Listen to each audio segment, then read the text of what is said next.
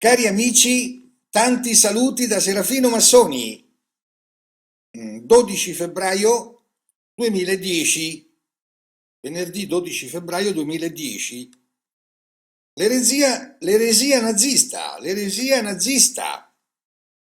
Oggi parliamo della eresia nazista e come sempre avviene per tanti dei miei video, anche questo è un video su domanda, on web on demand, senza nulla spendere. Uno fa la sua bella domanda e Serafino Massoni a domanda risponde. Questa è la volta di un simpatico ragazzo, studente universitario all'Università Federico II, Federico II di Napoli. Frequenta il secondo anno di giurisprudenza alla Federico II ed è, per una serie di circostanze, formula un quesito riguardante il nazismo. In pratica si dice: ma com'è che tutti parlano male del nazismo quando poi sembra che anche Nietzsche non avesse tanta simpatia per i per gli ebrei. Tutti parlano male del nazismo quando sembra poi che anche Nietzsche non è che ci avesse tanta simpatia per gli ebrei.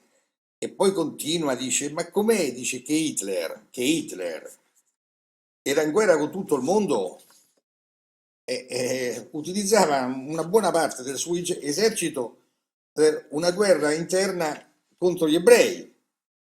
Una guerra interna contro gli ebrei, sì, è vero, è proprio vero, una buona parte dell'esercito, della Wehrmacht, delle SS, anziché stare al fronte esterno, stavano sul fronte interno contro gli ebrei.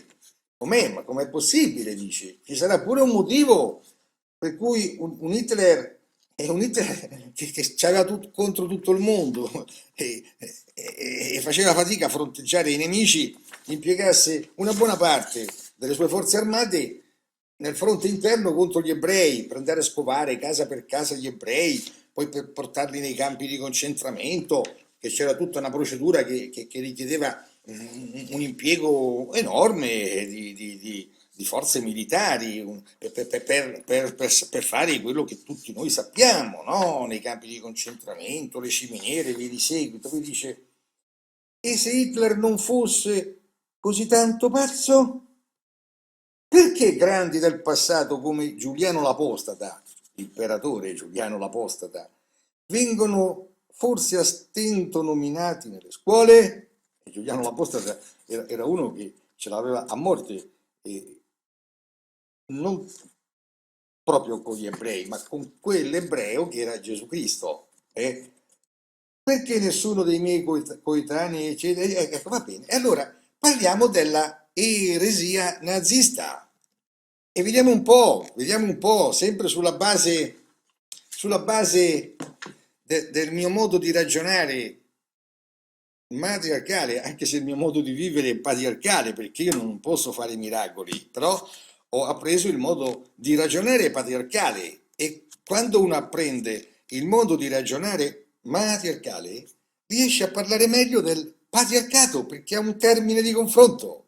E io, perdonatemi cari, ma devo sempre farvi vedere questo mio romanzo, La stirpe del serpente, perché tutto sommato è su questo romanzo che si basa questo canale.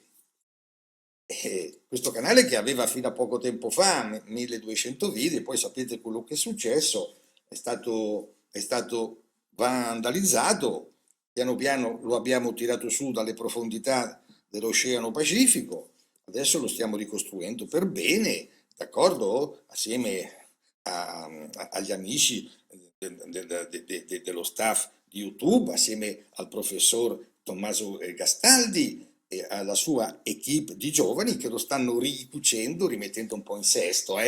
Bene, parliamo un po' di questa eresia nazista. Vediamo un po', innanzitutto, cosa significa la parola eresia o eretico. Se voi andate a vedere sul vocabolario, io ve lo dico sempre, in ogni casa dovrebbe esserci almeno un libro, almeno uno, almeno, vocabolario, un buon vocabolario. Io quello che consiglio sempre è il vocabolario Zingarelli della casa editrice, no, il vocabolario Zingarelli della casa editrice Zanichelli. E se voi andate a vedere la parola eretico, c'è scritto nei vocabolari che deriva dal greco, però non si conosce l'etimo, la radice, un po' come la parola amore, che vi scrivono amore deriva dal latino, poi dal greco, poi vi scrivono di lontane origine pre-indoeuropee. Quando si scrive di lontane origine pre-indoeuropee, vuol dire che non si conosce l'etimo. Qua invece, relativamente alla parola eresia, viene detto chiaro e tondo dai vocabolari, di origine incerta, non si sa.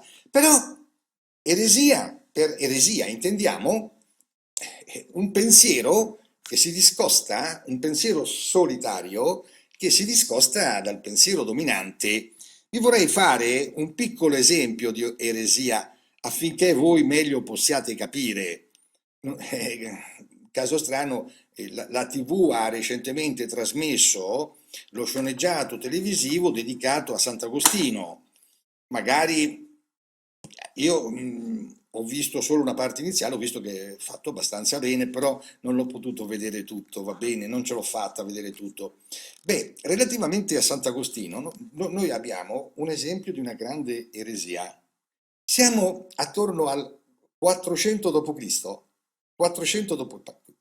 Adesso facciamo un esempio di eresia nel campo religioso e poi parliamo della eresia nazista. Allora, attorno al 400 d.C. Vive a Lipona il vescovo Sant'Agostino, che è per antonomasia uno dei padri della Chiesa, è il più grande padre della Chiesa, padri proprio fondatori della dottrina. E caso che la Chiesa nel 400 d.C., la Chiesa cristiana che è ancora Chiesa cristiana cattolica universale, ancora non ha subito lo scisma greco-ortodosso, ancora non ha subito lo scisma luterano-calvinista, è ormai un corpo unico che abbraccia tutto l'impero romano. Nel 400 d.C.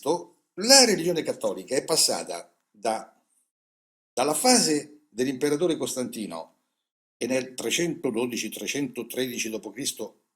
emana l'editto di Milano, con il quale è chiamato editto di tolleranza, con il quale si dice no, non perseguitate più, l'impero non perseguiterà più i cristiani. Va bene? Poi si passa al 380 d.C., quando con l'imperatore Teodosio ed altri imperatori meno importanti viene emanato quello che si chiama l'editto di Tessalonica. Pensate un po' voi, nel 380 d.C. la religione cristiana viene ufficialmente dichiarata l'unica religione dell'impero romano. Bene? Ok? Bene. Nel 325 d.C. c'era già stato il concilio di Nicea. Nel concilio di Nicea si erano poste le basi dottrinali della religione cristiana. Al concilio di Nicea aveva partecipato fattivamente l'imperatore Costantino per dirimere varie controversie. Allora, la dottrina ufficiale della Chiesa romana cattolica universale vi di seguito e ai tempi di Costantino era era la dottrina elaborata al concilio di Nicea, cioè il credo di Nicea e via di seguito, che lo abbiamo recitato fino a non molto tempo fa. Però c'è un certo monaco Monaco Pelagio, di cui si sente parlare poco, ma che è di un'importanza fondamentale perché tra l'altro poi in un certo qual modo al monaco Pelagio si riallaccerà la riforma protestante. Cosa dice il monaco Pelagio? Dice che sì, è vero Sì, è vero, Adamo ed Eva nel paradiso terrestre hanno compiuto il peccato originale, no? Mangiando quella certa mela, eccetera, eccetera, eccetera, e sono stati cacciati via dal paradiso terrestre. Però il peccato riguardava soltanto Adamo ed Eva. I figli di Adamo ed Eva erano immuni dal peccato di mamma e papà, d'accordo? Cioè, non erano più dei peccatori, perché secondo la dottrina ufficiale cristiana definitivamente elaborata nel concilio di Nicea, con la cacciata dal paradiso terrestre, tutta l'umanità, non solo Adamo ed Eva, ma tutti i figli, figli di Adamo ed Eva, tutta l'umanità era caduta nel peccato originale, tutti i peccatori, e per ottenere la redenzione ci sarebbe stato bisogno del sacrificio di Cristo e poi dell'aiuto costante, perenne di una una chiesa, una struttura che facesse da intermediaria tra il popolo dei peccatori e la divinità. Quindi il popolo credente non era sufficiente che pregasse Dio. La preghiera doveva passare attraverso l'intermediazione della casta sacerdotale cristiana. Essendo tutti peccatori, ci volevano i pastori, i preti, i quali sulla base di un certo dono ricevuto e di seguito potevano fare gli intermediari tra Dio ed essi credenti. Cioè, c'era bisogno della Chiesa. Senza la Chiesa non c'era salvezza. Mi pare che si dica oggi, nessuna salvezza al di fuori della Chiesa. Pelagio invece diceva no, non c'è bisogno della Chiesa, perché Adamo ed Eva hanno peccato, ma il loro peccato ha toccato solo loro due. I figli poi che hanno partorito i figli dei figli dei figli dei figli dei figli, non c'entrano niente con quel peccato là.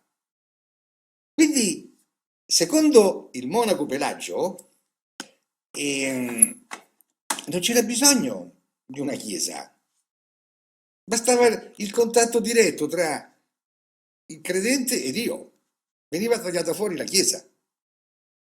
Voi capite bene che questa era un'eresia, cioè era un'eresia perché colpiva al cuore la struttura ecclesiastica e Sant'Agostino combatté mortalmente questa eresia. Cioè il credo di Pelagio fu dichiarato eretico e venne bandito e gli fu un perdente. Questo è un esempio di eresia. Tra l'altro, questa eresia, diciamo così, di Pelagio, che poi andrà a far parte dello gnosticismo, andrà a far parte poi del luteranesimo, del calvinismo, cioè il contatto diretto con Dio senza nessuna mediazione ecclesiastica, è un'eresia tanto bella ma anche tanto ingenua, perché gli uomini hanno bisogno di un pastore, non ce la fanno a vivere senza un pastore. E noi uomini siamo fatti così, pure io, eppure Serafino Massoni, anche se a una certa età, poi dopo uno capisce che può far da sé, però non sempre l'umanità raggiunge una certa età e c'è sempre bisogno di un pastore, ma vedete, anche in politica è così, abbiamo bisogno degli uomini politici che ci guidino, va bene, perché non siamo capaci di camminare con le nostre sole gambe.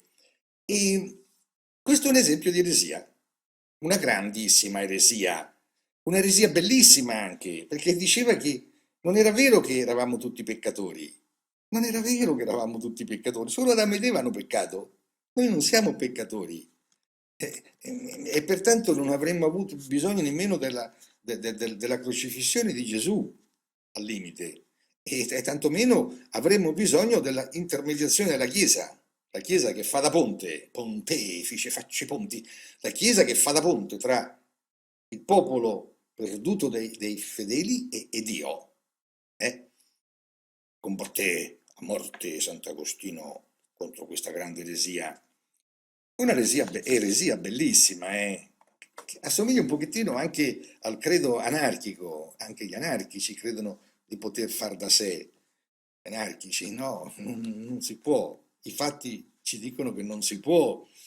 I fatti ci dicono che il popolo vuole la Chiesa, che fa da ponte, Pontefice Massimo fa da ponte la Chiesa tra la moltitudine dei fedeli e Dio. Questo è un esempio di eresia. Era un'eresia, tale è rimasto il credo di Nicea, è rimasta la Chiesa con tutto il suo potere e via di seguito. Andiamo avanti, vediamo un po' adesso che cos'è questa faccenda della eresia nazista. Ah, guardate che si può parlare anche di una eresia comunista, eh? Magari in un prossimo video mi dedico alla eresia comunista, così si capisce meglio per quale motivo è cascato l'URSS. Anzi, è cascata l'URSS, si capisce meglio, perché non si capisce per quale motivo sia cascata l'URSS, va bene? Il motivo di fondo, voglio dire, il motivo di fondo, eh? Parliamo un po' di questa eresia nazista. Io, mi pare un decennio fa, dovetti compiere delle ricerche incredibili sul nazismo, perché mi accingevo a scrivere un romanzo storico sul nazismo. Poi ne è uscito appunto il romanzo storico sul nazismo che è Il marinaio delle Antille, ma questo marinaio delle Antille è un succo, un concentrato, un distillato di tanti e tanti datteloscritti precedenti, molto più voluminosi, e dove parlavo anche dell'infanzia romanzata, ma in maniera storica, cioè sulla base della categoria letteraria del verosimile, documentazione storica ineccepibile. Parlavo anche dell'infanzia di Hitler e via di seguito. Poi quel dattiloscritto non fu accettato dagli editori, e per cui dovetti rielaborare tutta la materia e ne uscì un romanzo molto agile, Il marinaio delle Antille, però nella mia mente è rimasta tutta la sterminata documentazione che io avevo raccolto sul nazismo, specialmente sul nazismo nel suo nascere, perché era nato il romanzo, qua c'è tutto quanto la dimostrazione storica di come nasce il nazismo, il nazionalsocialismo, le SA di Ernst Röhm, tra l'altro questo Ernst Röhm che fu l'unico a dare del tu a Hitler, e Hitler lo accettava malvolentieri il tu, e nessuno mai gli diede del tu, solo Ernst Röhm, ma poi dopo fu proprio Hitler che diede ordine di farlo fuori, Ernst Röhm, nel corso della notte dei lunghi coltelli e via di seguito. Allora, Hitler si trova a vivere una adolescenza, una giovinezza un po' da diseredato a Vienna. A Vienna, a Vienna Hitler, 17enne, 18enne, 19enne, viveva un po' come un barbone a Vienna, nella Vienna nella quale entrerà poi da trionfatore nel 1938, ci sono ancora tutte le fotografie che Hitler entra, pensate, un barbone che poi entra a Vienna come dominatore. E lui a Vienna faceva il pittore dipingeva i quadri, cercava di venderli, così. Poi di notte dormiva nei dormitori pubblici, tra l'altro, così, campava quasi quasi come un bohemien, solo che si abbeverava quasi esclusivamente ad una letteratura anti-ebraica. Le sue letture furono pressoché esclusivamente letture anti-ebraiche. Quindi egli costruì la sua cultura sulla base esclusiva di letture anti-ebraiche. Non ebbe la fortuna di avere accanto a sé qualcuno che gli dicesse, vabbè, leggi pure anche altri libri. No, no.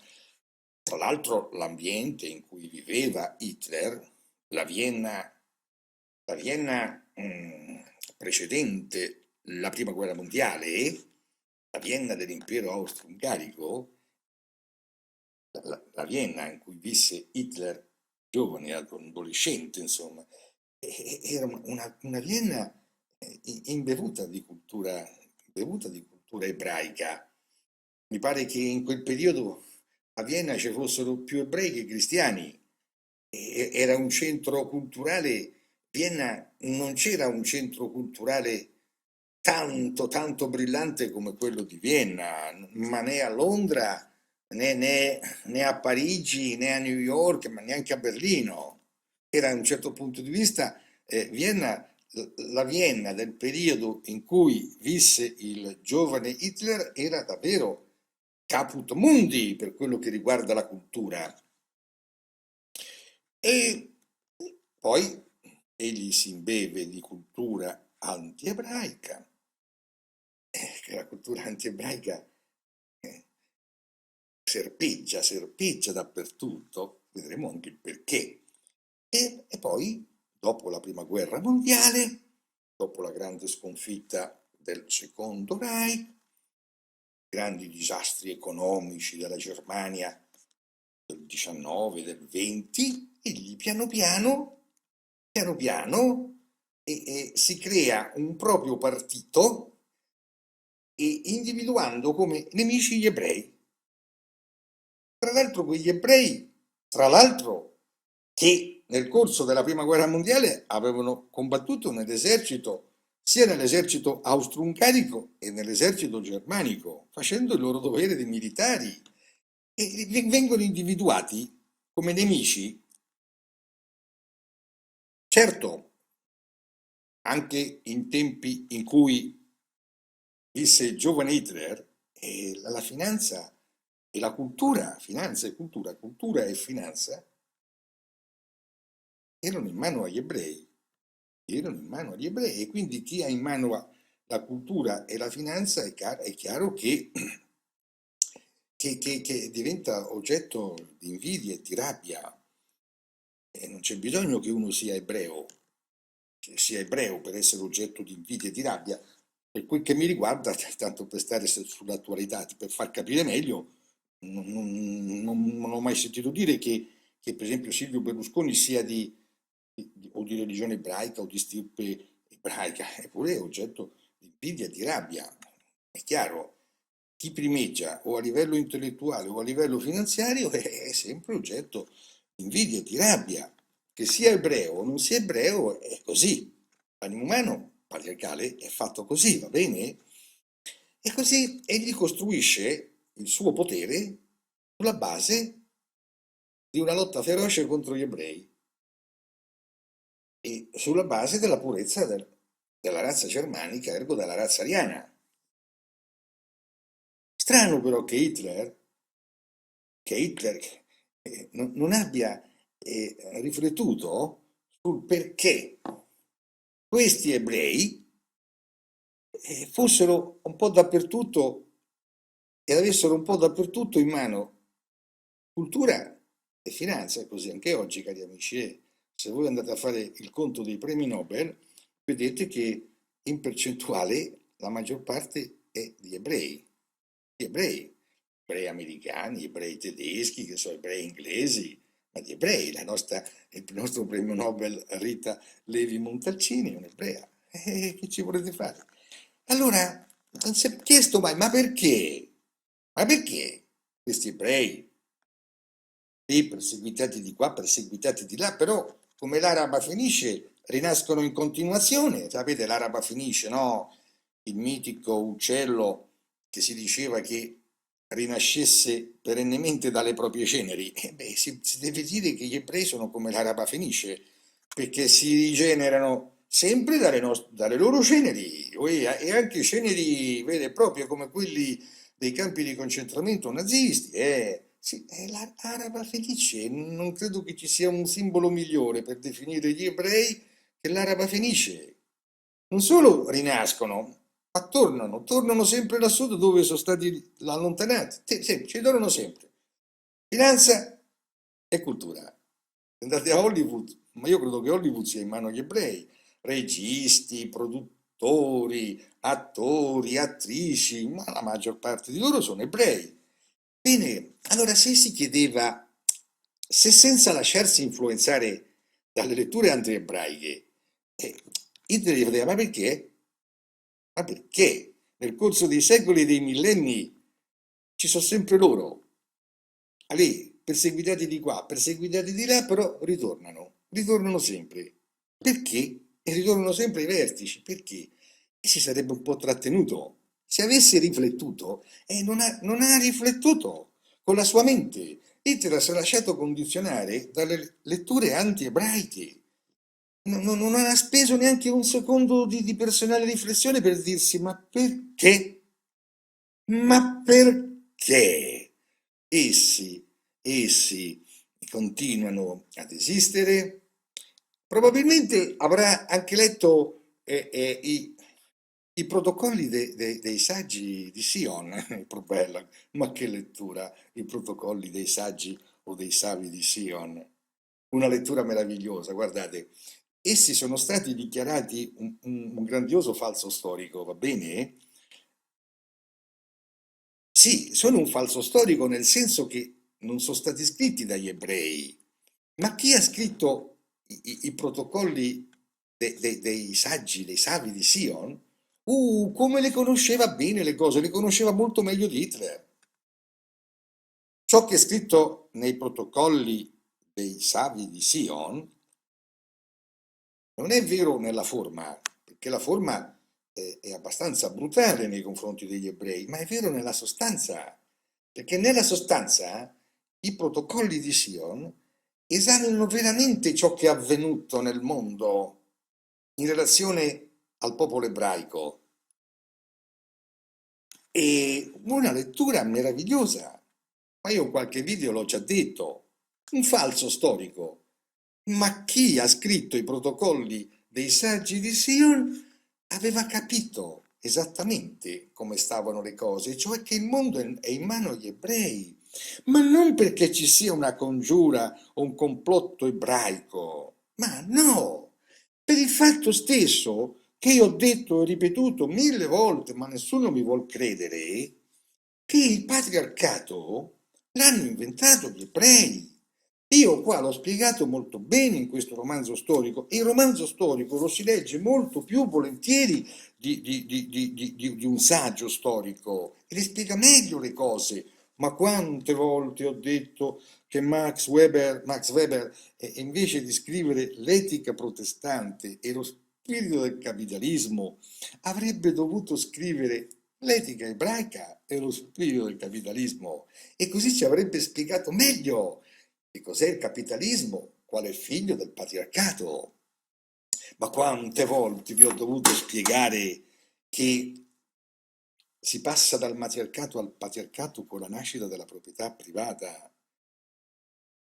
C'è di mezzo la scoperta della funzione dello sperma, ma quante volte ho dovuto spiegare a voi giovani che poi vi dimenticate sempre quello che vi dico. Ho dovuto spiegarvi, voi mi avete detto, ma com'è possibile che gli uomini non si siano accorti sin dal principio di qual era la funzione dello sperma? Ma come? Ma come, Serafino Massoni, se ci sono i leoni, che quando si accoppiano con una nuova leonessa, la quale ha i leoncini, se li vanno a mangiare i leoncini, perché sanno, capiscono che non è, quei leoncini lì non sono frutti del loro sperma, e non lo sanno gli uomini queste cose? Poi io quante volte vedevo tirare in ballo Henri Bergson, e la grande tripartizione che egli fa, istinto, intelligenza, intelligenza, intuito. Istinto, intelligenza, intuito. Cercate di ricordarvele queste cose, giovani, non fatemi ripetere all'infinito. L'istinto è quella capacità di agire infallibilmente, ma inconsapevolmente. La ragione è la capacità di agire consapevolmente, ma fallibilmente. L'intuito, che è poche personalità, va bene, l'intuito è la capacità di agire con la stessa infallibilità dell'istinto e la stessa consapevolezza della ragione. Il leone si mangia i leoncini della leonessa, che la leonessa li ha fatti con lo sperma di un altro leone, non perché abbia consapevolezza che quelli non sono figli suoi, ma semplicemente perché l'istinto, che è infallibile, tramite gli odori di quei leoncini, gli fa capire che non è farina del suo sacco, capito? Non è farina del suo sacco. I leoni, gli animali non sono capaci di elaborare delle dottrine, non sono capaci, capito? Agiscono infallibilmente, ma inconsapevolmente, cioè non hanno la consapevolezza. Il leone non lo sa che quei leoncini che lui mangia, non è che li mangia perché non sono... Cioè il leone quando mangia quei leoncini là che non sono figli suoi, li mangia perché l'olfatto gli dice che non sono figli del suo sperma, non ecco, sono cose strane. Sono cose estranee. Allora l'umanità per tanto tempo è vissuta in matriarcato quando non c'era la proprietà privata. Non c'era la proprietà privata semplicemente perché ancora non era stata fatta la scoperta della funzione dello sperma. E tanti ancora mi dicono, ma il passaggio dal matriarcato al patriarcato, con la scoperta della funzione dello sperma, è un progresso conoscitivo, era inevitabile. E vabbè, ma io mica lo contesto questo. Dico semplicemente che con questa scoperta si è passati dal matriarcato al patriarcato e che nel patriarcato abbiamo la proprietà privata che non c'era nel matriarcato. Tanti che mi fanno questa obiezione dicendomi, ma il passaggio dal matriarcato al patriarcato, cioè la scoperta della funzione dello sperma, è una cosa inevitabile, no? Doveva accadere. E vabbè, ma perché non riflettono? Perché non fanno questa obiezione pure al Vecchio Testamento, laddove dice che Adamo ed Eva stavano nel paradiso terrestre, era stato loro proibito di mangiare la mela, l'hanno mangiata, hanno compiuto un atto conoscitivo e sono stati allontanati dal paradiso terrestre. Il passaggio dal paradiso terrestre alla valle di lacrime come volete voi, ma perché voi se accettate quel mito, lo accettate, non vi meravigliate che uscendo dal paradiso terrestre con quel peccato, un atto conoscitivo fu, poi l'umanità si sia voluta trovare in quella che viene chiamata la valle di lacrime. Contestate questo, perché contestate a me il fatto che io dica che con la scoperta della funzione dello sperma, atto conoscitivo, si è passati dal matriarcato al patriarcato, il quale patriarcato, essendo caratterizzato dalla proprietà privata, consiste in una organizzazione sociale appunto basata sulla proprietà privata, molto più conflittuale dell'organizzazione sociale matriarcale. Ma è la stessa cosa, no? Della cacciata di Adamo ed Eva dal paradiso terrestre perché hanno compiuto quell'atto conoscitivo, quindi un progresso, come dite voi, un atto conoscitivo che non dovevano compiere, invece l'hanno voluto compiere e sono stati cacciati per lo stesso ragionamento che faccio io, no? Ma insomma, ragionate a 180 gradi, se non riuscite a ragionare a 360 gradi, ma di che cosa meravigliate? Accettate, no? Non lo accettate forse il mito della cacciata con tutte le sue conseguenze? Fu un atto conoscitivo quello di Adamo ed Eva, no? Fu un atto conoscitivo, essi volevano conoscere il frutto della conoscenza del bene e del male. E vabbè, la stessa cosa di quando gli uomini hanno scoperto, più o meno casualmente, la funzione dello sperma. È una funzione conoscitiva, è un passo verso la conoscenza, un'ulteriore conoscenza, ma però questa ulteriore conoscenza ha comportato il passaggio dal matriarcato al patriarcato e il patriarcato è una costruzione sociale basata sulla proprietà privata è molto più complessa, più conflittuale del matriarcato. Va bene, cari amici, andiamo su, su, su. Allora, beh, hanno inventato gli ebrei il patriarcato, hanno inventato gli ebrei. Voi trovatemi un libro precedente la Bibbia, e la Bibbia oggi ci sa che è stata scritta attorno 1300-1200 avanti Cristo. Trovatemi un libro che così coerentemente vi dica che c'è un Dio che ti dice, che ti ordina i comandamenti, non desiderare la roba d'altri. È stata scoperta prima la proprietà privata? Ma va bene, ma non ha importanza. Io parlo di una proprietà privata forte. Io mi baso su una documentazione forte. Ma sì, la scoperta dello sperma può essere avvenuta anche altrove, anche prima, ma non c'è una documentazione forte come quella del Vecchio Testamento, laddove ci sia un Dio potente, Yahweh, che ordina non desiderare la roba d'altri. Ma è qui la nascita, come dire, la nascita divina della proprietà privata. Non c'è prima una documentazione di tale stampo altrettanto potente, altrettanto forte, capito? Non continuate a dirmi, ma io ho visto che in Cina c'era un contratto tal di tali o in Mesopotamia. No, dobbiamo basarci su documentazione forte, forte, forte. Non ne trovate una. Non trovate un Dio che prima di Yahweh ordini non desiderare la roba d'altri, capito, cari amici? E se li guardate i miei video, bene, se non li guardate, cari amici, insomma, cerchiamo di memorizzarle certe cose perché sennò mi tocca sempre ritornarci. Non esiste, prima di Yahweh, un Dio o una dea che dica non desiderare la roba d'altri. Ok, è il Dio ebraico, è il Dio ebraico che legittima la proprietà privata. La proprietà privata nasce con il Dio ebraico, se non altro in quanto proprietà privata legittimata dalla divinità. Ci saranno stati anche prima, ma chi lo sa, mica c'era l'internet allora. Io mi devo basare su documenti forti, voi trovatemi, mi potete smentire soltanto se trovate un documento più forte di questo e precedente. Andate a trovarmi un documento storico in cui ci sia un dio o una dea precedenti Yahweh che ordini non desiderare la roba d'altri. Adesso arriviamo anche all'eresia nazista, ci siamo lì, cari amici, ci siamo lì. Allora, gli ebrei creano il patriarcato che è un mondo nel quale noi viviamo, al quale noi oggi diamo il nome di capitalismo.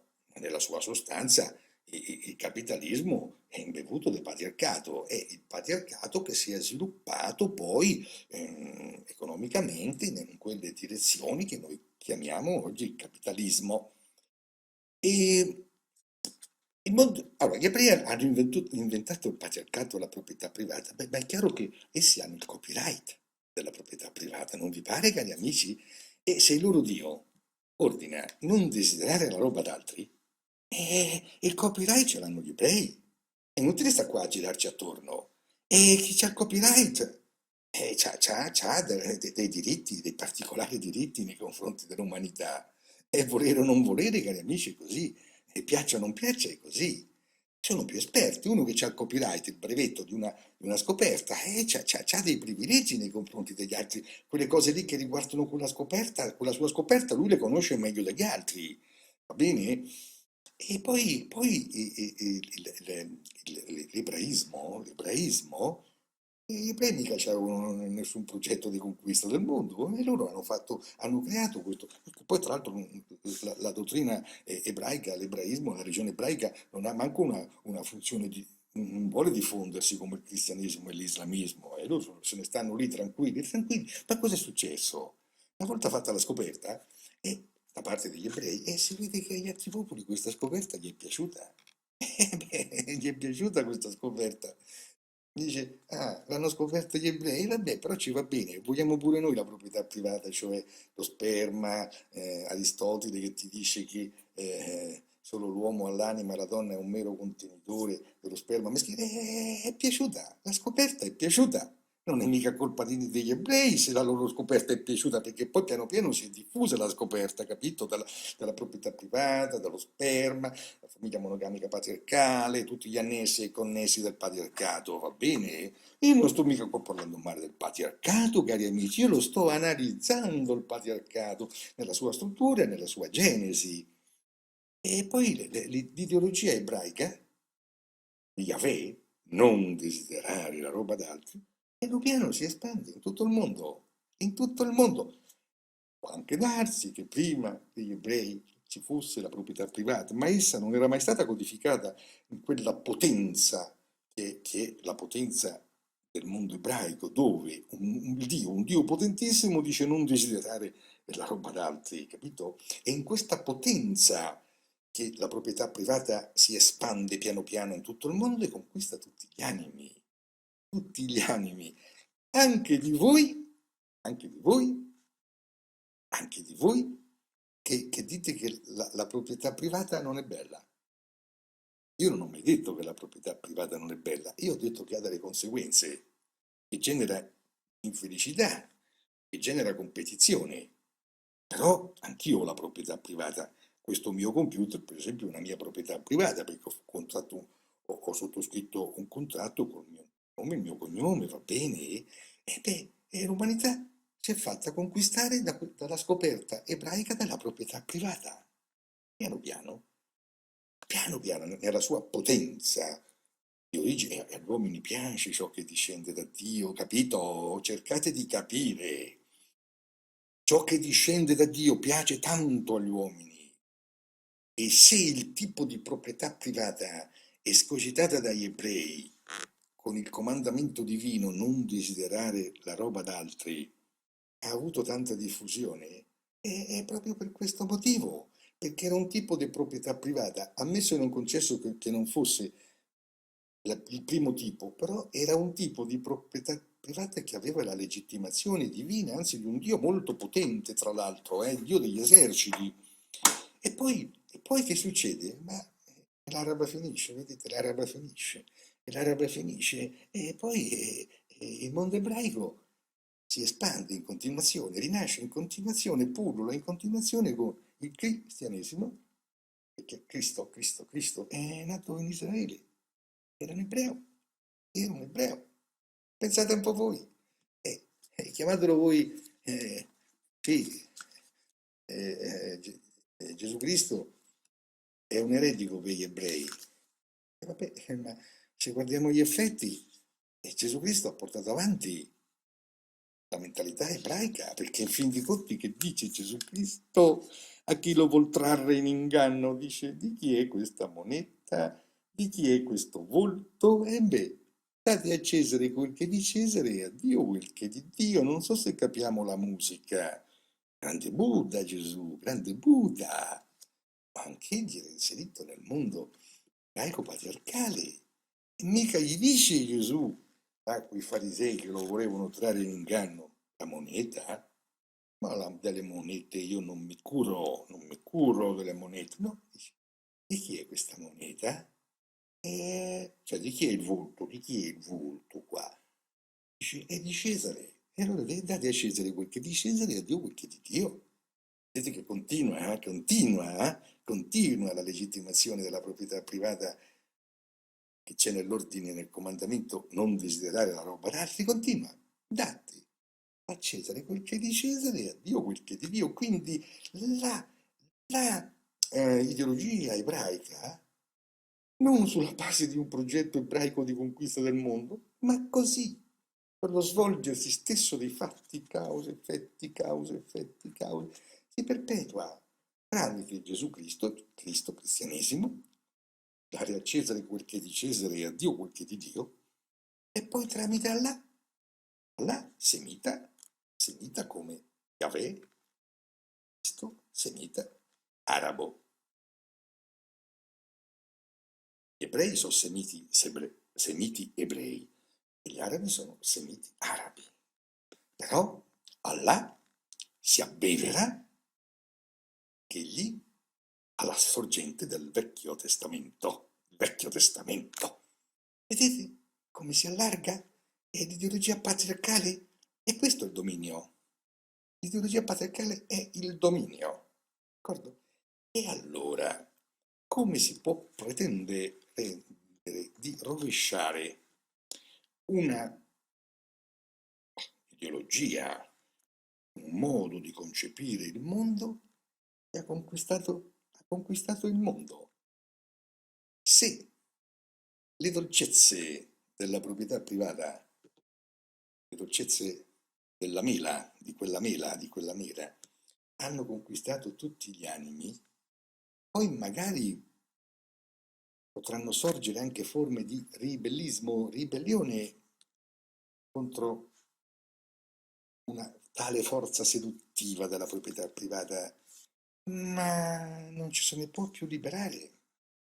Come i cristiani dicono che una volta cacciati dal paradiso terrestre non ci si può più ritornare tra quelle dolcezze, e così, una volta passati dal matriarcato al patriarcato e scoperta la proprietà privata, noi siamo perennemente lusingati dalle dolcezze e dai richiami della proprietà privata e non possiamo più ritornare al matriarcato.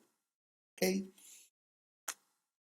Quindi l'ideologia ebraica, Dio Yahweh che dice non desiderare la roba d'altro, tra l'altro anche non desiderare la donna d'altro, conquista tutto il mondo, lo conquista tutto il mondo, non con le armi, non con le armi, ma con la potenza stessa della dolcezza della proprietà privata. La proprietà privata ha la stessa dolcezza del frutto proibito, dell'Iden. Bene, cari amici? Allora, come ci si può mettere? Ma io conosco bene, caro amico che mi scrivi da Napoli, e io lo conosco bene, sai, Giuliano l'Apostata, un ingenuo, un grande, di una cultura sterminata, questo imperatore Giuliano l'Apostata, ma un ingenuo. Non puoi sconfiggere l'ideologia che ha conquistato il mondo. Tra l'altro l'ha conquistata senza armi, tra l'altro, l'ha conquistata soltanto con la dolcezza, con le lusinghe delle tentazioni che promanano dall'idea stessa della proprietà privata. Giuliano l'Apostata voleva distruggere il cristianesimo, ma il cristianesimo ha le sue radici nell'ebraismo. E è stato Gesù a dire: dai a Cesare quel che è di Cesare e a Dio quel che è di Dio. Non ci si può mettere contro una ideologia che ha conquistato l'universo, ma senza dirlo a nulla, perché non è che quando questa ideologia piano piano si espandeva, non c'erano mica gli eserciti che dicevano: ah, ecco, adesso abbiamo vinto, abbiamo conquistato. No, si espandeva così, le dolcezze della proprietà privata hanno abbagliato tutti gli esseri viventi. E Giuliano l'Apostata. Nietzsche? Vabbè, beh, tra l'altro lo sappiamo che di Nietzsche hanno fatto tante interpretazioni, tantissime interpretazioni, però sappiamo bene anche che Nietzsche era tratto dal dionisiaco, rifiutava l'Apollinio e la teologia ebraica è tutta apollinea, perché c'è un Dio che sta lassù, un Dio personale, onnipotente, così potente questo Dio che è la prima volta che con l'apparizione di Yahweh noi abbiamo un Dio che crea ex nihilo, perché neanche con le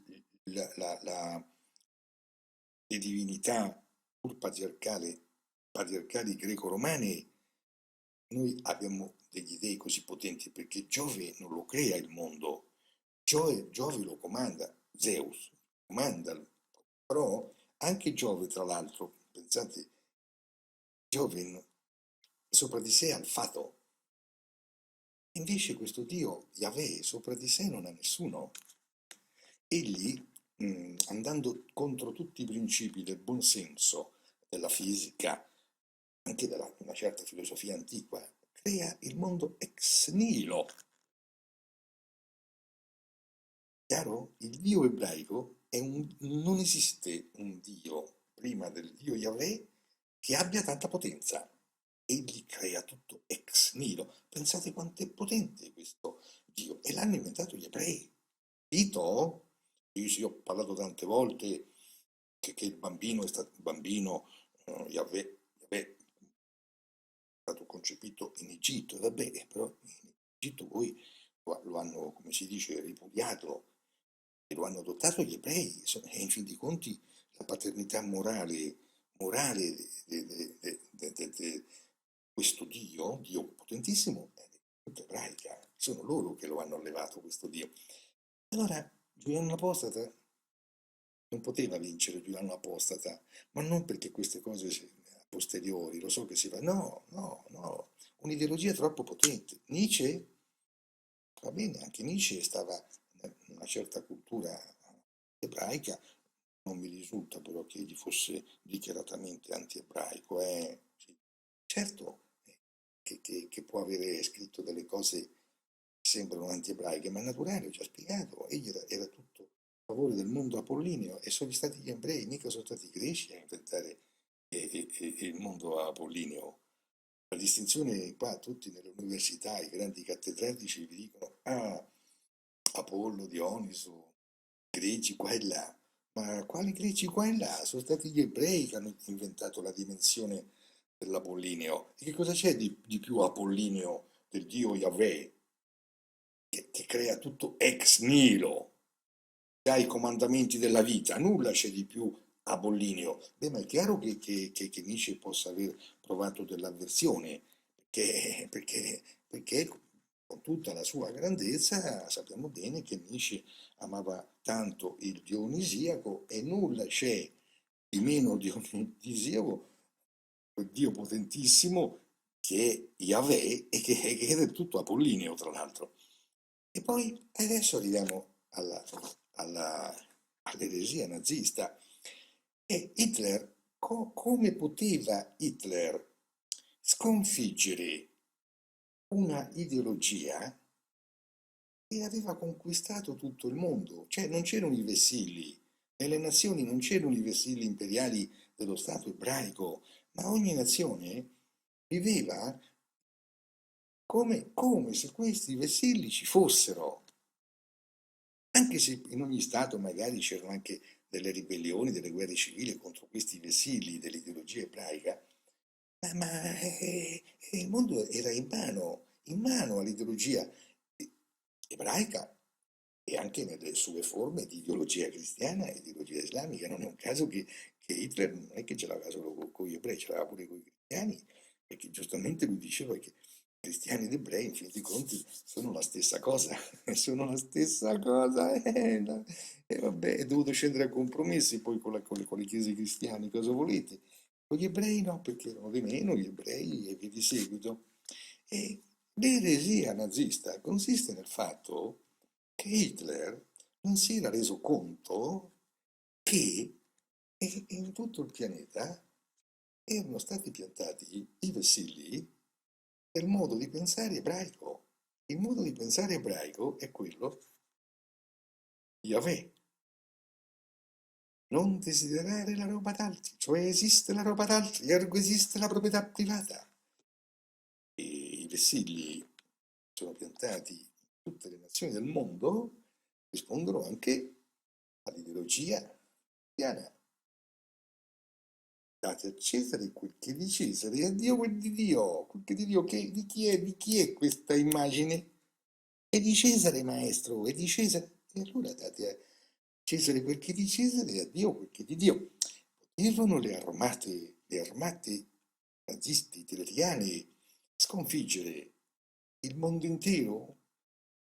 E nel mondo intero, nelle singole nazioni, sono piantati ben potenti, magari non per terra, ma negli animi e negli elementi, e i vessilli della dolcezza della proprietà privata, perché a questo mondo anche il più miserabile degli uomini vuole la proprietà privata.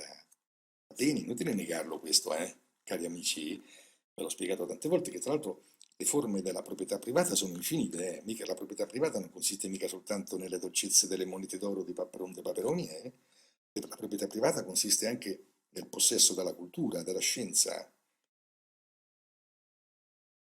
Non esiste solo la proprietà privata dei beni immobili o di quelli mobili intesi come operazioni finanziarie, esiste anche la proprietà privata, per esempio, a livello politico, avere la leadership di un partito o anche di avere una bella baronia universitaria, anche quella è proprietà privata.